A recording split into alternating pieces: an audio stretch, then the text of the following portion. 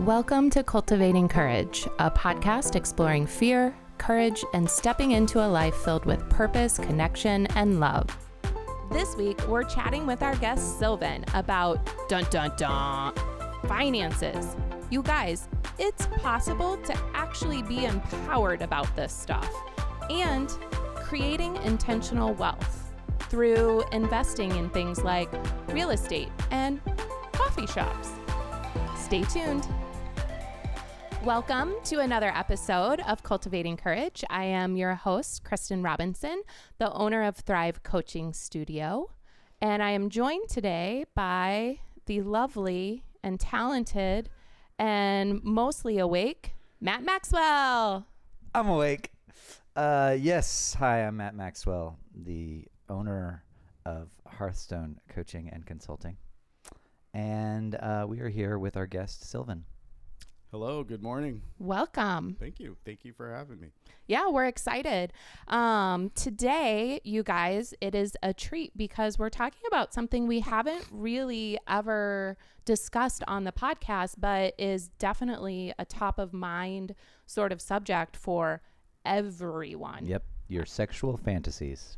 Thank you for that, Matt. My parents are going to watch this. Top of mind. Maybe tell them to start really like 3 minutes in. You knew about that, right? That's the topic. Just skip the first 3 minutes. Exactly. What are we really talking about, Kristin? We are actually talking about finances and creating wealth. Correct. And how it might actually be easier than you think. You just don't know. So much easier than we've been traditionally thought of. If you think about what we've been traditionally taught to and how to build wealth, and you look at kind of everybody around us, not a lot of people are wealthy around us, but we're all doing the same thing, thinking we're going to retire. And, you know, there are things to when you're building a retirement plan, let's say a 401k or something like that, there are things that we never think about because we think, oh, I just need to worry about me and my spouse. But we don't think about like the kids, the grandkids, those extra expenses, because as we have grandkids, hopefully, will I have grandkids? We'll see. But, you know, a topic for another episode. It's definitely something that we never think about. Because maybe our kids aren't as successful as us, so we need to like support them and help them, and then that just drains our finances or into our retirement.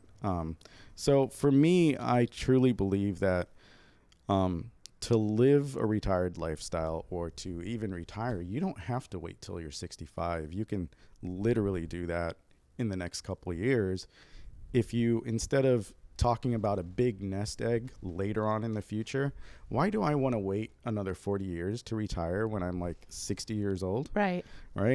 I would actually, that would be like 80 for me, but so bad at math. And hey, guess what, you guys? You don't have to be good at math to be wealthy either. It helps. That's good news for me. Calculator. But no, you could literally retire in the next couple years if you think about what it takes to live your lifestyle today. What are your monthly expenses? A little more than that for frivolous items that I always buy. And just if you can make that through your investments going forward. So what I do is I invest in businesses. I invest in real estate. Some real estate deals have a good payout, like short term, but I'm more of a long term buy and hold. I like to rent, whether it's for commercial or residential. And then that cash flow, the profit off of that is what I use to live off of. And so can we backtrack? Because I have a question. Do you have any I have burning so many questions? Okay, but so go ahead. My first question is, and it might be just a naive question, but I feel like maybe other people will have it, is how much money do I even need to have, extra money do I need right now to have laying around to invest in that sort of thing? So that is like a really good question. It depends on what type of deal you're trying to do, but literally you can do business deals with no money. That sounds not true. How? So if you think of a lender, not a bank, Mm-hmm. right? But there are private lenders, and actually I'm one. So I've done business deals where I fund them for an interest payout. And people will use my money to do their own deals. And then I get paid, they get paid, everybody's great. And I don't even look at their credit. I just look at the deal. Oh, interesting. And usually there is some type of collateral for my money. Mm-hmm. Actually, I just opened a coffee shop recently. My partners in the coffee shop came up to me, and this is last year where I was only one-track mind about real estate.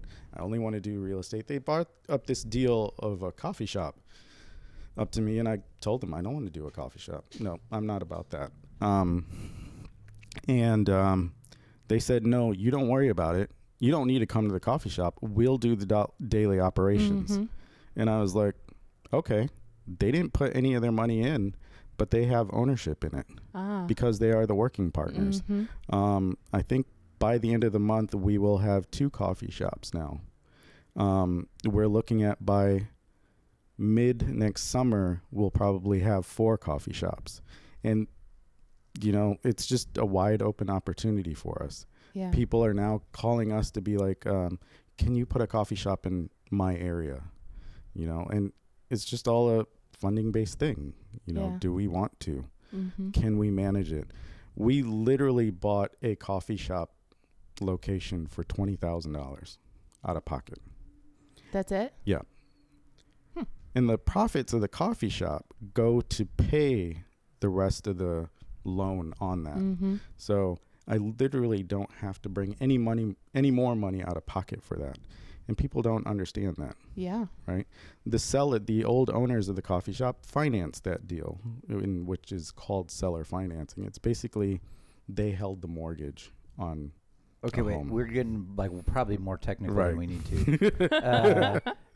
I'm like, I want to zoom way out. Okay. Like, why the hell are you so interested in this? You seem like it's like extremely devoted to it. Mm-hmm. I'm so curious about what is it in your life that actually has you be really passionate about this. So Or maybe even back up before that. Can you give people just like a 1 minute, like, this is me and what I'm up to? Sure. Do you want me to go back to childhood or?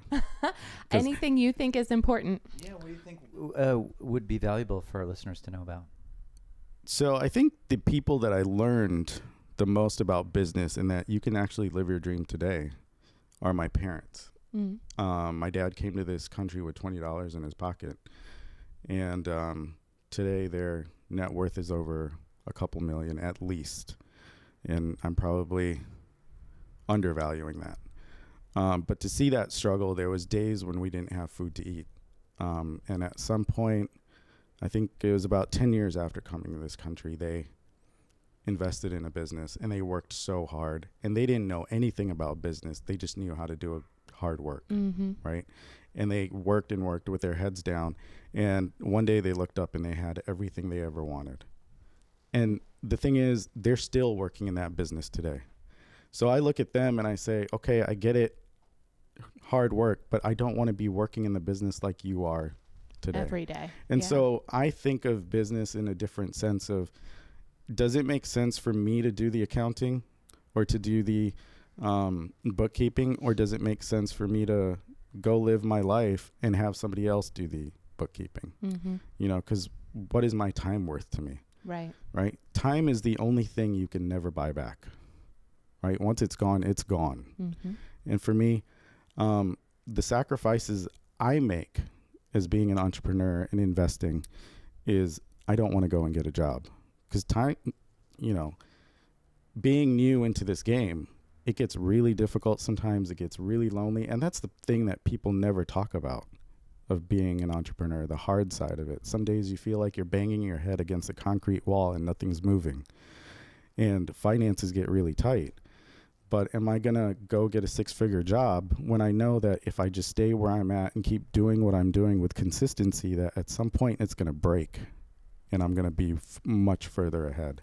Where do you tap into to find that perseverance? Because that's tough. So I think for me, about 5 years ago, I had a struggle with addiction to alcohol. I got very depressed, got suicidal, and coming out of that, it just opened up my eyes to what is important to me. And for me, it's spending time with my family, spending the money that I want on the things that I want, and also doing good, giving back to the community. Mm-hmm. And that's the whole reason I started my YouTube channel. Yeah. And so I think that is what... Can you tell people what the YouTube channel is? The YouTube channel is called Intentional Wealth. And, there are a lot of gurus out there that you have to pay a lot of money to listen to and to learn from. And I've done that. And after doing that, I realized, well, there's really no secret. There is no secret to any of this. Creating wealth, there is no secret. He's talking to you, listeners. Right? You just have to. When you say there's no secret, what do you mean by that? Everybody tells you they have a secret system or anything like that. You can be a millionaire in a year. It's true. You can, if you know what you're doing and you listen and get the knowledge. But the thing is, are you going to apply the knowledge once you have it? Right? It's like we get the gym membership thinking, oh, I'm going to get skinny by getting a gym membership. And then we keep paying for it and never going to the gym. Right? Then we think, oh, you know what? Let me do it at home. So we order stuff home, whatever CDs or DVDs to follow along. And then we just never watch them. Gotcha. So it's like there's no secret knowledge that is going to magically make you wealthy. Right. The thing that is like the secret is to actually apply what you learn. Right. And to actually take action. That is the secret to everything. Right. A journey of 1,000 miles starts with the first step and the next step. And it's like my parents. Every day they just kept doing what they're doing. They never thought they would ever have what they have. We bought a Porsche for my mom for her birthday a few years ago. And I kid you not, a few months ago, I'm telling my dad, one day I would like to buy a Bentley. And my dad's like, get your head out of the clouds. That's never going to happen. And I'm telling him, well, 5 years ago, did you ever think we would own a Porsche? No, it's just a matter of time, right? Yeah. It's all about the journey to get there. It's not going to happen overnight. And that is the thing that entrepreneurs that are selling you these educational packages, like it's all about the sell. And it's, oh, you can be a millionaire overnight. No, you can't. You really can't. Can you do it with no money? Yes, you can, but you got to know how. And not everybody can do a deal with no money. Today, I have a $500,000 credit line to do deals with, but it took $50,000 to get that credit line, right? But everything is now funded through that credit line. I never have to touch money again out of my own pocket. And so it's great. Other people's money is awesome. So the YouTube channel that you started is really to help give people the knowledge they need to then, if they choose, to take the action to get there. And for me, I want to be very transparent with all the deals that I'm doing, whether they're successes and their failures, because I want to show you every aspect of what it truly is to be an investor like me. I don't want to sugarcoat anything. And, it's tough, but it's not as tough as you think it is. And, once you hit that breaking point of success, like I literally feel like I'm not a success yet, but I know I'm on the cusp of greatness, right? I feel like it's so like it's in the reach, and it's just a matter of time. Yeah.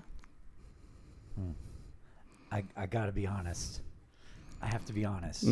Like I have a really hard time hearing, like, I don't believe I'm a success yet.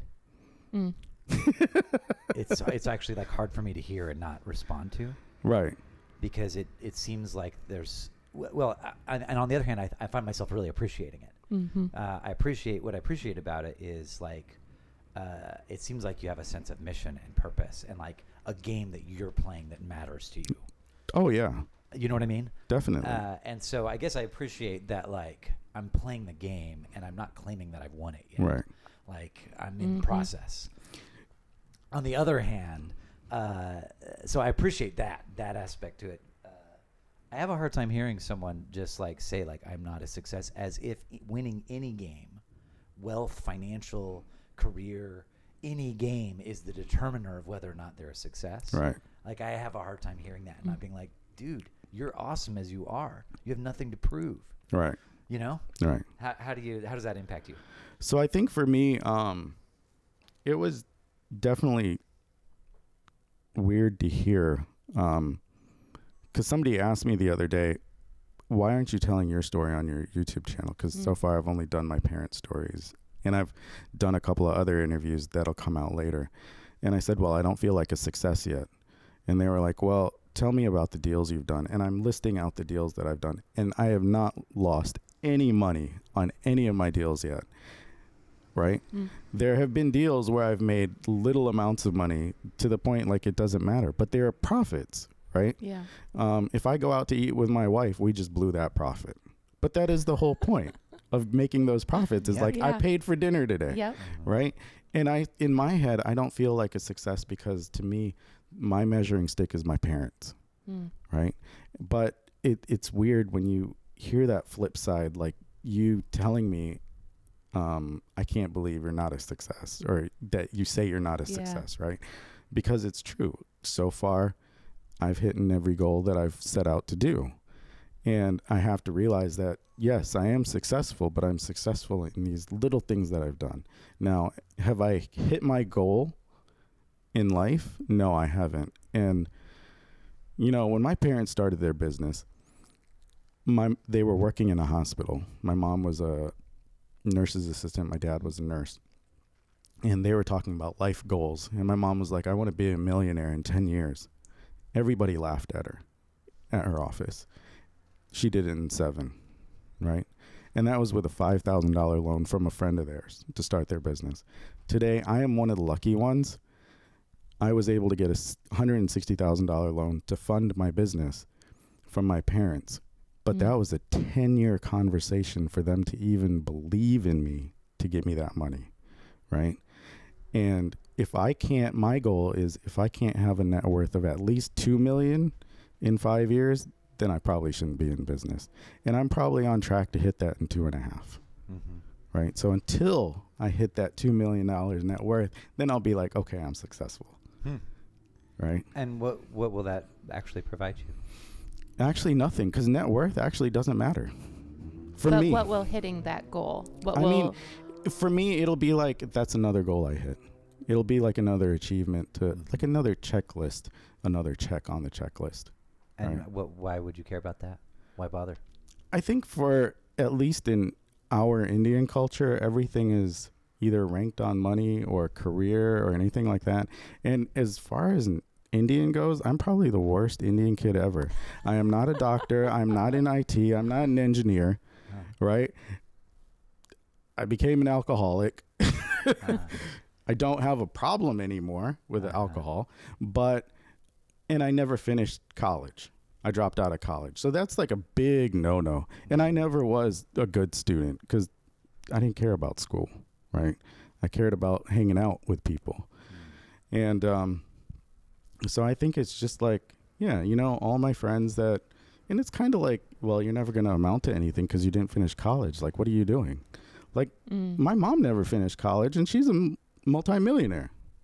Gotcha. Right? So it sounds like there's all these ways in which the cultural context you grew up with that defines success in certain ways. Right. Like, I didn't actually follow any of those. Right. And so there's this other way that you're now like, for me, this is the game that I want to play. Right. And for me, that's what gets me excited. Right. And it almost seems like that there's like a sense of worth there in that you're playing that game and winning it. Right. So for me, my own goals are like usually financially based. But what I want to do in life is to leave a legacy behind. I don't have kids, and I'm not sure that I ever will. And that doesn't matter to me. But for me, if I can help someone else to live their dream, that's all that matters to me. You know, somebody approached me the other day and they were telling me, oh, I hate my job. And I was like, well, what do you do?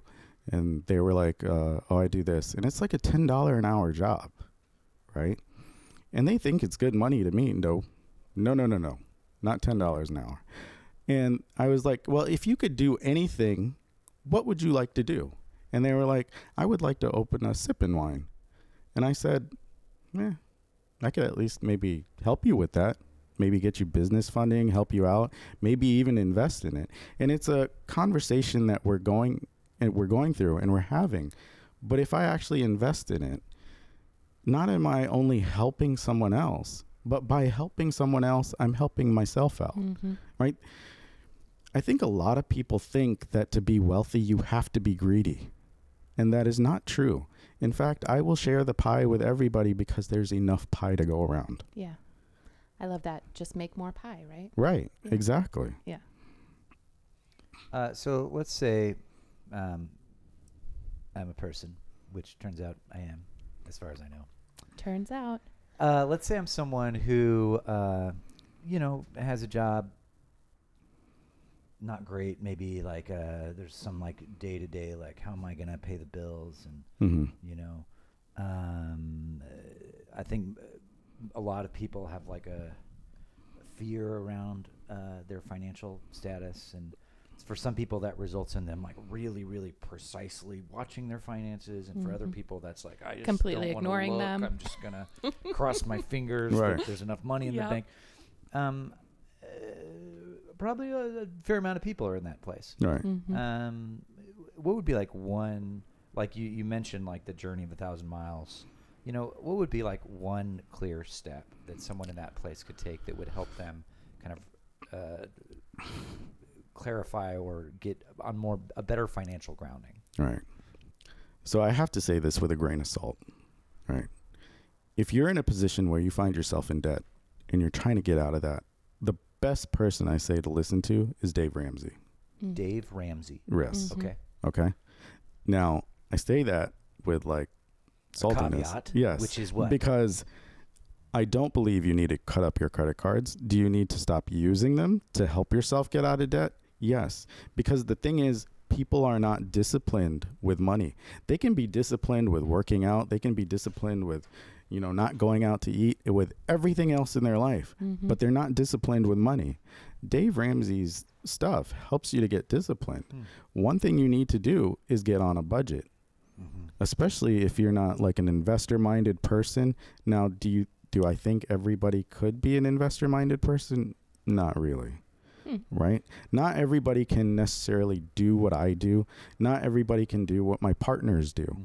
But you have to find your way of like, okay, if you can't run a business, then can you lend money? You don't necessarily have to understand the business to lend money, but you need to know whether it's a good deal or not, because you're going to have a lot of people. I have looked at over, I want to say 150 real estate deals in the last year, and I probably invested in 2. Wow. Right? So you need to know. You can't just, everybody's going to send you something. Wait, you're jumping ahead. Yeah, I'm sorry. But I yes. mean, I hope to be in this place where I'm evaluating real estate deals soon. Right That's now, step I'm just one. like, do I have enough Step money one, in my bank budget. to meet my rent? So Dave Ramsey. Dave Ramsey, get on a budget. Get disciplined with your finances. Yeah. I'm not a financial advisor or anything like that, but I personally do not do anything with the stock market. I believe the stock market is actually a big Ponzi scheme. Like, I'm not sure who that person was, but it's the biggest Ponzi scheme. I don't do stock market. Now, if you think that's safe and that's what you want to do, fine, do it. But if you think that you're going to have that retirement edge over the next so many years, you'll probably do better just being an investor. But get on a budget. Once you get that investor mindset, that's where I would start, is just really get on a budget and get disciplined with your finances. People be spending hundreds of dollars a month on cable. I don't. I have, now you got YouTube Live. You got a bunch of other stuff. Disney Plus, dude. Like, The Mandalorian, it's so good. It just came out. Yeah.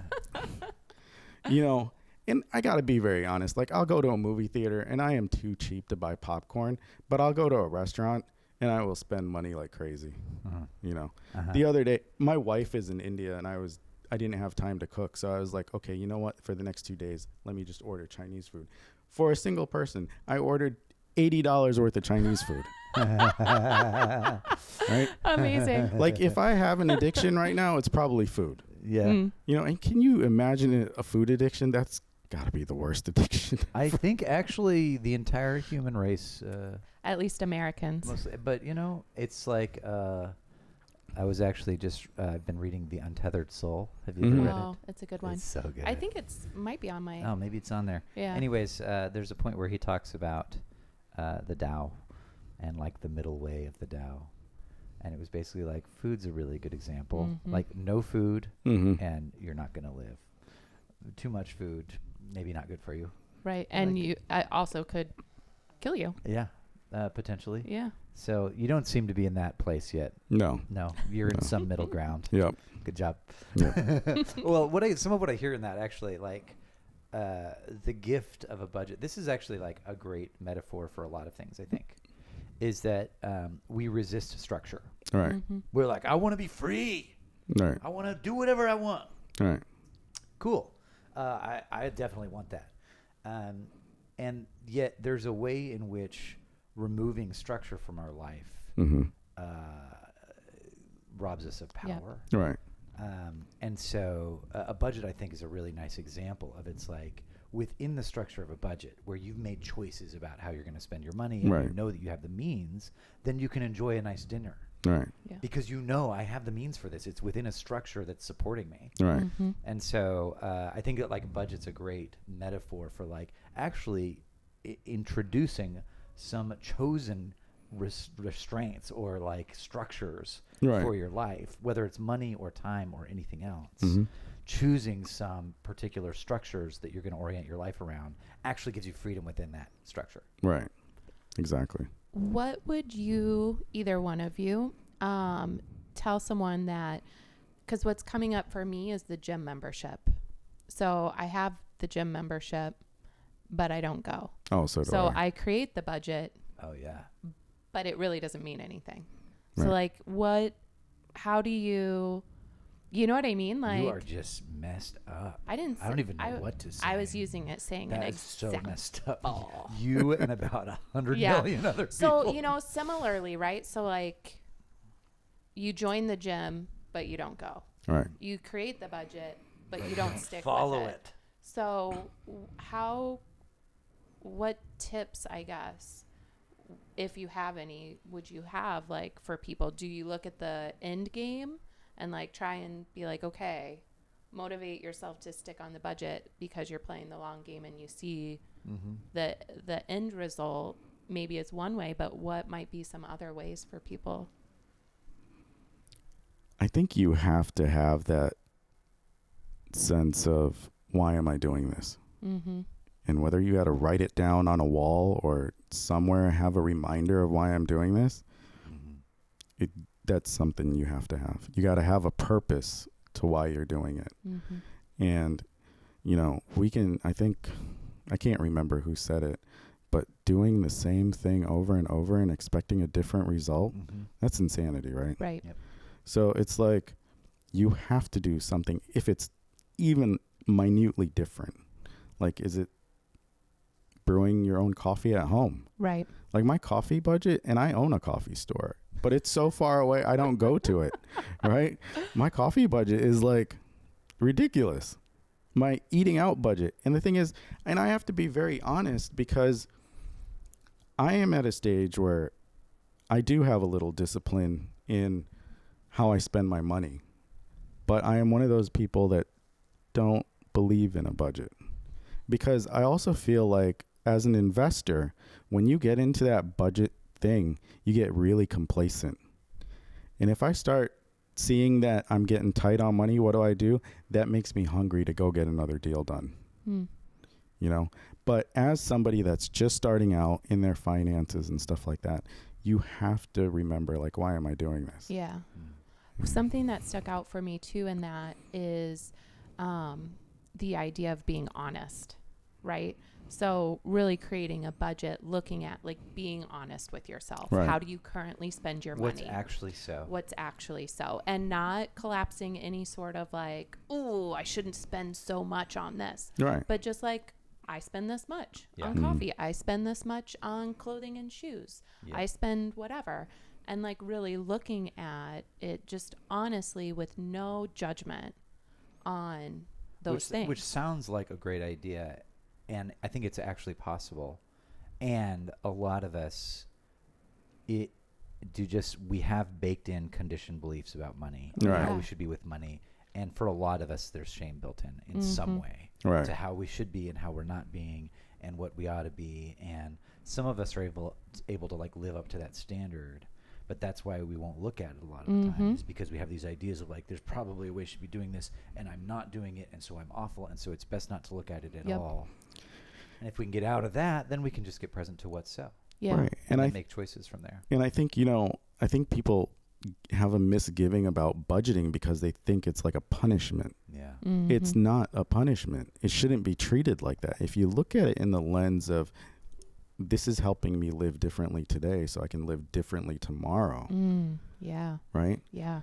Like, if you're keeping up with the Joneses, you're going to be just as broke as the Joneses 20 years from now. Mm-hmm. But if you're living differently, and when the Joneses are broke 20 years from now, you'll be fine. Mm-hmm. Yeah. The Joneses will probably be coming to you. Hey, yo, man, can I borrow $20 so I can get a Starbucks? Yeah. Yeah. Yeah. When I used to have a job, people used to, at the end of the pay period, yo, man, can I borrow $5 so I can get a Starbucks? Really? You got to borrow $5 from me to get a Right. coffee? Yeah. You got more problems than $5, Yeah. Yeah. Right. And go to Dunkin', man. right? You can't afford Starbucks right now in your life. Matt, ever so wise. Yeah. Practical. Yes, you know? and practical. You got to start at Dunkin' if you're Yeah. on that budget. That's right. And, it's all an evolution, right? We all have evolved. Like 10, 15 years ago, I thought Starbucks was a luxury. Now Starbucks is like a daily thing, and It's I a don't even think necessity. I don't think about it. Yeah. Mm-hmm. But that's just how everything changes around finances. I think a budget actually helps you to track, like, if you're not looking at what you're spending on, right? Seriously, you're not going to know how much money you're leaking. Yeah. It's going to be like one of those colanders with holes everywhere. Mm-hmm. Yes. And you're going to be wondering, where is my money going? Yeah. Yeah. And And it's you're actually guessing, just a yeah. tool to help you to Mhm. get to somewhere. Yeah. Totally. Yeah. And I think from that perspective, it is actually a tool both for presently enjoying your life more, Right. because you know what you're spending and you know what you actually can enjoy spending Right. once you're flat.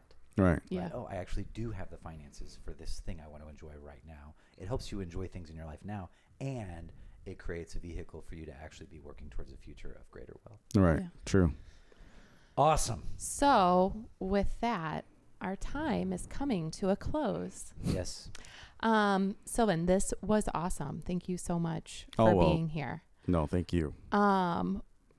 What one thing would you tell either your younger self or our listeners that are maybe just even in the infancy stages of considering this? What's an piece of advice, or I don't know if I want to say this. I think you got to make this question a little more concise. Okay. What is the one way that our listeners could be courageous and take one tiny right step towards intentional wealth? Yeah. I think it's to be honest with yourself is one, right, about your finances. Because when we get in trouble, we want to hide it. We want to hide it from ourselves first and then hide it from the world. And another thing is stop caring what other people think. That has been my biggest thing. I've probably stopped a number of things in life. I've probably never finished college because I was more worried about what would other people think if I don't give them a ride somewhere instead of studying for a test, right? You know, I wasn't taking care of myself because I was always afraid of, like, will I be the liked guy? I wanted to be liked by everybody. And it took me 35 years to realize everybody's not going to like me, you know? And that is such a cultural thing of, like, what would everybody think? You know, today, probably some people in the Indian community look at me and that guy doesn't have a job and his wife is working 6-figure income and he's just sitting at home doing nothing. But in a couple years, when I drive up in a nice car, and not to show off, but I truly love nice cars, you know, they're going to be like, oh, yes, we always supported him. No, you didn't. You always gave me the side eye. All right, you know? so let's see. Be honest with yourself. Yes. And stop caring don't care what other people think. Right. think. All right, this week, that's our practice. Be honest with ourselves, especially in our finances. Yep. Actually, Right. just be honest about where we're at financially. Right. And let go of what other people think of us. Right. Love it. Yeah. I love that. All right. That wraps us up, and we'll see you guys next week. Hey guys, thanks for listening. I'm Matt Maxwell. You can connect with me on LinkedIn or other social media, or learn about coaching with me at thisishearthstone.com. And please check out my book, How to Hold a Cockroach, now available through Amazon. You can connect with Kristin on Instagram at Robinson Kristin, that's Kristin, or find her upcoming workshops at thrivecoachingstudio.com. Please subscribe to us wherever you listen and leave a great review. And don't forget our practice for the week. Take an honest look at your financial situation without judgment. Just actually get present to what's so and what you want to create. And in the process, let go of worrying about what other people think about you. We'd love to hear how it goes in the comments section wherever you listen, or leave us a note at cultivatingcouragepodcast.com.